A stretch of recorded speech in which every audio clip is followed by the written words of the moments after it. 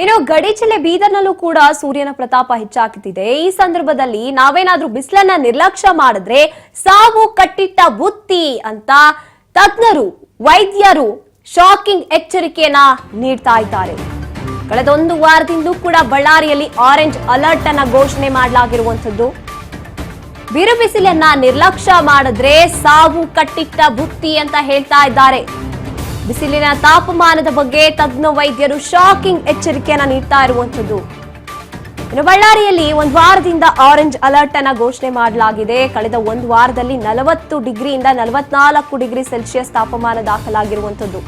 ವಿಪರೀತ ಬಿಸಿಲಿಗೆ heat stroke, ಮೆದುಳು ಮತ್ತೆ ಹೃದಯದ ಮೇಲೆ ಎಫೆಕ್ಟ್ ಆಗುತ್ತೆ.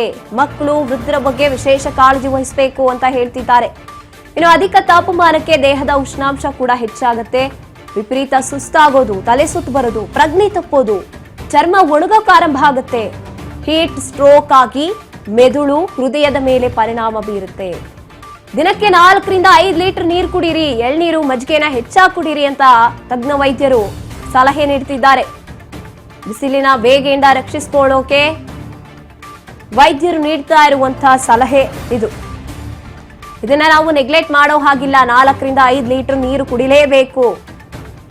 ಈ ಬಿಸಿಲಿನ ತಾಪಮಾನ, ಟೆಂಪರೇಚರ್ ವಾತಾವರಣದಲ್ಲಿ ಹೇಗೆ ಹೆಚ್ಚಾಗ್ತಾ ಹೋಗುತ್ತೋ ಅದೇ ರೀತಿಯಾಗಿ ನಮ್ಮ ದೇಹದ ಟೆಂಪರೇಚರ್ ಕೂಡ ಹೆಚ್ಚಾಗ್ತಾ ಹೋಗುತ್ತೆ. ಅದರಿಂದ ನಮ್ಮ ಮೆದುಳಿಗೆ ಆಗಿರ್ಬೋದು, ಹೃದಯಕ್ಕೆ ಸಂಬಂಧಪಟ್ಟಂತಹ ಸಮಸ್ಯೆಗಳಾಗಿರ್ಬೋದು ಹೆಚ್ಚಾಗುತ್ತೆ.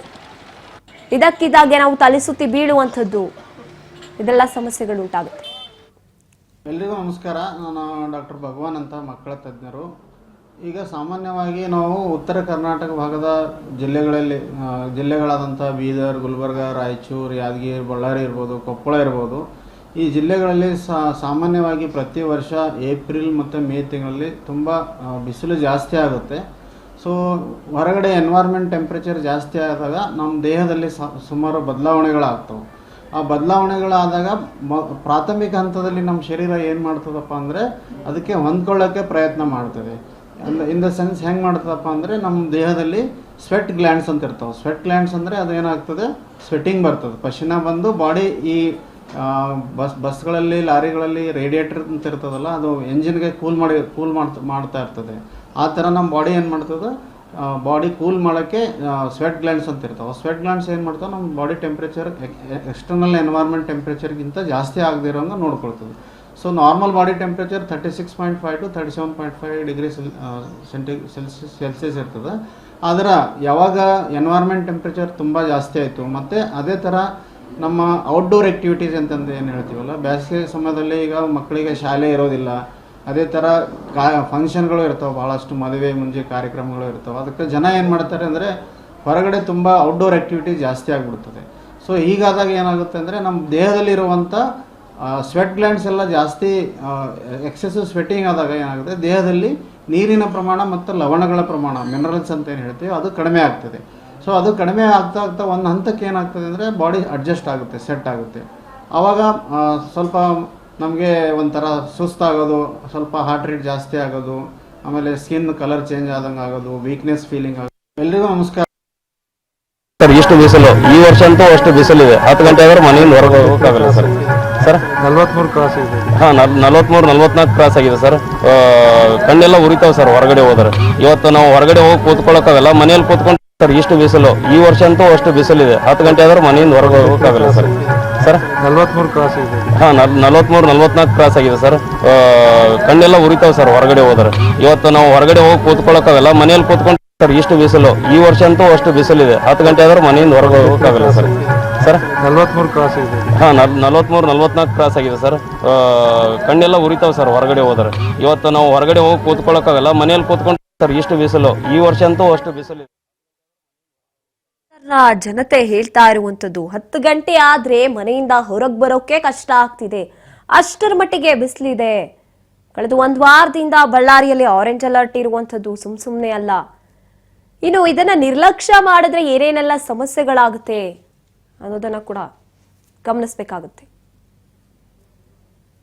ಈಗ ಇದು ಎಲ್ಲಿ ತನಕ ಇರ್ತದೆ ಅಂತಂತಂದ್ರೆ 19ನೇ ತಾರೀಕುವರೆಗೂ ಇರ್ತದೆ ಇನ್ನೂ. ಯಾಕಂದ್ರೆ ಮುಂದೆ ಮತ್ತೇನು ಚೇಂಜಸ್ ಏನಾಗ್ತಾವೆ, ಮತ್ತು ನಾವು ಮತ್ತು ಅದನ್ನು ನಾವು ಅಪ್ಡೇಟ್ ಮಾಡ್ತಾ ಇರ್ತೀವಿ. ಬಟ್ ಈ ಸದ್ಯಕ್ಕೆ ಏನದಂತಂದರೆ ಈಗ 15 ಹಿಡ್ಕೊಂಡು 19 ತನಕ ಏನದಂತಂದರೆ ಇದು ಹೀಟ್ ಹೀಗೆ ಇರೋದು. ಇದಕ್ಕೆ ಇದು ಇನ್ನೂ ಟೆಂಪ್ರೇಚರ್ ಹೆಚ್ಚಾಗೋ ಸಾಧ್ಯತೆ ಇರ್ತವೆ. ಬಟ್ ನಾವು ಅಪ್ಡೇಟ್ ಬಂದಂಗೆ ನಾನು ನಿಮ್ಗೆ ಹೇಳ್ತಾ ಇರ್ತೀನಿ. ಇನ್ನು ಜಾಸ್ತಿ ಸದ್ಯಕ್ಕಂತೂ ಈಗ 41 ಡಿಗ್ರಿ ನಡೀತಾ ಇದೆ ಇವಾಗ ಸರಾಸರಿ. ಕೆಲವೊಂದು ಏರಿಯಾದಲ್ಲಿ 43, 44 ಇದೆ. ಬಟ್ ಸರಾಸರಿ ಅವರೇಜ್ ಅಂತ ತಗೊಂಡಾಗ ಇದು 41 ಹಂಗೆ ಬರ್ತದೆ. ಇವಾಗ ಸದ್ಯಕ್ಕೆ 41 ಡಿಗ್ರಿ ಬರ್ತದೆ. ಬಟ್ ಇದು ಹೀಟ್ ವೇವ್ನಲ್ಲೇ ಇದೆ. ಅದು ಕಂಪೇರ್ ನಾವು ಮಾಡಿದಾಗ ಒಂದು ಹಳೆಯದೊಂದು 30 ವರ್ಷದೊಂದು ಟೆಂಪ್ರೇಚರ್ ಡಾಟಾನ ಅವರೇಜ್ ಒಂದು ಕಂಪೇರ್ ಮಾಡಿದಾಗ ನಾವು ಆಲ್ರೆಡಿ ಹೀಟ್ ವೇವ್ನಲ್ಲೇ ನಡೀತಾ ಇದ್ದೀವಿ ಸದ್ಯಕ್ಕೆ. 45 ತನಕ ಟಚ್ ಆಗ್ತದೆ. ಮಂತ್ 45 ತನಕ ಹೋಗ್ತದೆ ಬೀದರು. ಯಾಕಂದ್ರೆ ಇದು ಯಾವಾಗ ಕಡಿಮೆ ಆಗ್ತದೆ ಅಂತಂದರೆ ಮೇ 12ನೇ ತಾರೀಕು ತನಕ ಇನ್ನೂ ಹೇಳೋಕ್ಕಾಗೋದಿಲ್ಲ. ಮೇ 12 ನಂತರ ಏನಿದೆ ಅಂತಂದರೆ ಅಲ್ಲಿಂದನೇ ನಾವು ಕೆಲವೊಂದು ಬದಲಾವಣೆಗಳು ಅಥವಾ ಕೆಲವೊಂದು ಟೆಂಪ್ರೇಚರ್ ಕಡಿಮೆ ಆಗೋದನ್ನು ಅಲ್ಲಿಂದ ನಾವು ನೋಡ್ಬೋದು. ಅಲ್ಲಿ ತನಕ ಅಂತೂ ಏನೂ ಇಲ್ಲ. ಈ ನಡುವೆ ಅಕಾಲಿಕ ಮಳೆಗಳು ಅಂತ ಬರ್ತಾವ. ಬಂದಾಗ ಅಷ್ಟೇ ಏನಪ್ಪ ಅಂದರೆ 1 ದಿನ 2 ದಿನ ಅಷ್ಟೇ 1-2 ಡಿಗ್ರಿ ಟೆಂಪ್ರೇಚರ್ ಕಡಿಮೆ ಆಗಿರ್ತದೆ. ಬಟ್ ಕ್ರಮೇಣ ಮತ್ತೆ ರೈಸ್ ಆಗ್ತಾ ಹೋಗ್ತದೆ ಟೆಂಪ್ರೇಚರ್. ಯಾಕಂದರೆ ಇದು ಹೀಟ್ ವೇವ್ ಇರೋದು ಇನ್ನೂ 20 ಡೇಸ್ ತನಕ ಇದೇ ರೇಂಜ್ನಲ್ಲಿ ಹೋಗ್ತಾ ಇರ್ತದೆ. ಮಧ್ಯಪ್ರದೇಶ ಆಯಿತು, ಬಿಹಾರ ಆಯಿತು, ಛತ್ತೀಸ್ಗಢ ಆಯಿತು, ಮ್ಯಾಕ್ಸಿಮಮ್ ಹೀಟಿಂಗ್ ಆಗ್ತದೆ. ಇಲ್ಲಿನೂ ಹೀಟಿಂಗ್ ಅದ, ಇಲ್ಲ ಫುಲ್ಲು ಹೀಟ್. ಇದು ಹಿಂಗೆ ನಡೀತಾ ಇರ್ತದೆ. ಇವತ್ತು ತಾರೀಕು 16, ನೆಕ್ಸ್ಟ್ ಮಂತ್ 10ನೇ ತಾರೀಕು ತನಕ ಇದು ಹೀಗೇ ಇರೋದು. ಯಾಕಂದ್ರೆ ನಾವು ಇದರಲ್ಲಿ ಭಾಳಷ್ಟು ಮುನ್ನೆಚ್ಚರಿಕೆ ಕ್ರಮ ವಹಿಸಬೇಕಾಗಿರ್ತದೆ. ಯಾವ ರೀತಿ ಅಂದರೆ ಒಂದು 12ರಿಂದ 3 ಗಂಟೆ ಟೈಮ್ನಲ್ಲಿ ಏನದಂದು ಸಾಧ್ಯವಾದಷ್ಟು ನಾವು ಎಲ್ಲೆಲ್ಲಿ ಇರ್ತೀವೋ ಅಲ್ಲೆಲ್ಲೇ ಇದ್ದುಕೊಂಡು ನೆರಳಲ್ಲಿ ಇದ್ದುಕೊಂಡು ನಾವು ಕೆಲಸ ಮಾಡ್ತಿರ್ಬೇಕು. ಒಂದು ಯಾಕಂದರೆ ಆ ಒಂದು ಟೈಮ್ನಲ್ಲಿ ಏನು ಸೂರ್ಯನ ಕಿರಣಗಳು ಏನು ಬೀಳ್ತಿರ್ತಾವೆ ಇಲ್ಲಿ ಮನುಷ್ಯನ ಮೇಲೆ, ಭೂಮಿ ಮೇಲೆ, ಅವು ಒಳ್ಳೇದಿರೋಂಗಿಲ್ಲ. ಅದು ಸ್ವಲ್ಪ ಸಮಸ್ಯೆ ಇರ್ತವೆ. ಮನುಷ್ಯನ ಆರೋಗ್ಯ ಮೇಲೆ ಸ್ವಲ್ಪ ಬೇರೆ ರೀತಿಯಲ್ಲಿ ಎಫೆಕ್ಟ್ ಆಗ್ತಾ ಇರ್ತದೆ, ಇಂಪ್ಯಾಕ್ಟ್ ಆಗ್ತಾ ಹೋಗ್ತದೆ. ಆಯಿತು, ಸಾಧ್ಯವಾದಷ್ಟು ನಾವು ಏನದಂದ್ರೆ ಹೋಮ್ ಮೇಡ್ ಇದರಲ್ಲಿ ನಾವು ಪ್ರೊಡಕ್ಟ್ಸನ್ನೆಲ್ಲ ಯೂಸ್ ಮಾಡ್ತಿರ್ಬೇಕು. ನಿಂಬು ಶರ್ಬತ್ ಇರ್ಬೋದು, ಲಸ್ಸಿ ಇರ್ಬೋದು, ಮಜ್ಜಿಗೆ ಇರ್ಬೋದು, ಮನೆಯಲ್ಲಿ ತಯಾರಿಸ್ಕೊಂಡು ಎಲ್ಲಕ್ಕಿಂತ ಬೆಸ್ಟ್ ನಿಂಬು ಶರ್ಬತ್ತು. ಯಾವಾಗಲೂ ಬಾಡಿ ನಾವು ತಂಪಿಡಬೇಕು. ಯಾಕಂದ್ರೆ ಈ ಹೀಟ್ ವೇವ್ ತಂಪಿಡಬೇಕು ಬಾಡಿ ಅಂತಂದ್ರೆ ಎಸ್, ಹವಾಮಾನ ಇಲಾಖೆಯ ತಾಂತ್ರಿಕ ಅಧಿಕಾರಿ ಹೇಳ್ತಾ ಇರುವಂಥದ್ದು ಬಿಸಿಲಿನ ತಾಪ ಈ ಬಾರಿ ಹೆಚ್ಚಾಗಿದೆ ಎಲ್ಲಾ ಕಡೆಗಳಲ್ಲೂ ಕೂಡ. ಆದ್ರೆ ನಾವೇನ್ ಮಾಡ್ಬೇಕು, ಅದಕ್ಕೆ ಏನೇನೆಲ್ಲ ಮುನ್ನೆಚ್ಚರಿಕೆಯನ್ನ ವಹಿಸಬೇಕು ಅದನ್ನ ವಹಿಸ್ತಾ ಹೋಗ್ಬೇಕು. ಈ ಜಂಕ್ ಫುಡ್ ಆಗಿರಬಹುದು, ಔಟ್ಸೈಡ್ ಫುಡ್ ಅನ್ನ ಅವಾಯ್ಡ್ ಮಾಡಿ ಮನೆಯಲ್ಲಿ ನಾವೇನ್ ತಯಾರು ಮಾಡ್ತೀವಿ ಆ ಊಟ ತಿಂಡಿಯನ್ನ ಸೇವಿಸೋದು, ಅಥವಾ ತಂಪು ಪಾನೀಯಗಳನ್ನ ಮನೆಯಲ್ಲೇ ನಾವು ತಯಾರಿಸ್ಕೊಂಡು ಕುಡಿಯುವಂಥದ್ದು. ಆದಷ್ಟು ಏನಾದ್ರೂ ಅವಶ್ಯಕತೆ ಇದ್ದಾಗ ಅಷ್ಟೇ ನಾವು ಮನೆಯಿಂದ ಹೊರಗೆ ಬರುವಂಥದ್ದು ಈ ಬಿಸಿಲು ಹೆಚ್ಚಾದಂತಹ ಸಂದರ್ಭದಲ್ಲಿ. ಅಥವಾ ಸಂಜೆ ಮೇಲೆ ನಾವು ಹೊರಗೆ ಹೋಗಿ ಬರುವಂತ ಕೆಲಸಗಳನ್ನ ಇಟ್ಕೊಳ್ಳುವಂಥದ್ದು.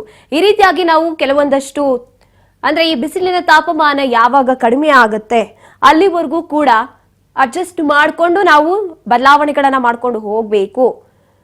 ಇಲ್ಲ ಅಂದ್ರೆ ಇದನ್ನ ನಿರ್ಲಕ್ಷ್ಯ ಮಾಡುವಂಥದ್ದಂತೂ ಅಲ್ಲ. ನಿರ್ಲಕ್ಷ್ಯ ಮಾಡಿದ್ರೆ ಸಾಕಷ್ಟು ಆರೋಗ್ಯ ಸಂಬಂಧಿ ಸಮಸ್ಯೆಗಳನ್ನ ನಾವು ಅನುಭವಿಸ್ಬೇಕಾಗತ್ತೆ.